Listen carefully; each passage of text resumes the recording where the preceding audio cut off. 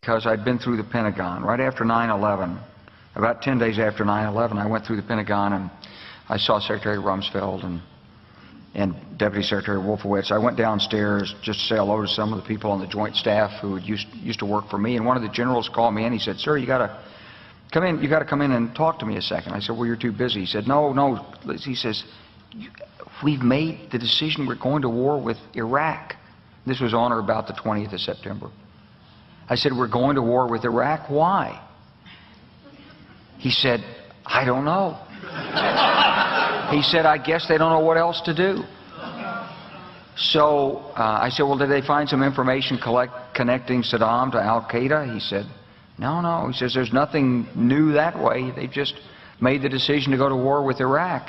He said, "I guess it's like we don't know what to do about terrorists, but we've got a good military and we can take down governments." And he said, "I guess if the only tool you have is a hammer, every problem has to look like a nail."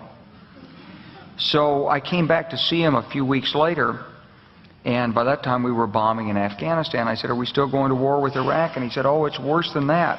He said, he reached over on his desk, he picked up a piece of paper, and he said, I just got this down from upstairs," meaning the Secretary of Defense's office today, and he said, "This is a memo that describes how we're going to take out 7 countries in 5 years, starting with Iraq and then Syria, Lebanon, Libya, Somalia, Sudan, and finishing off Iran."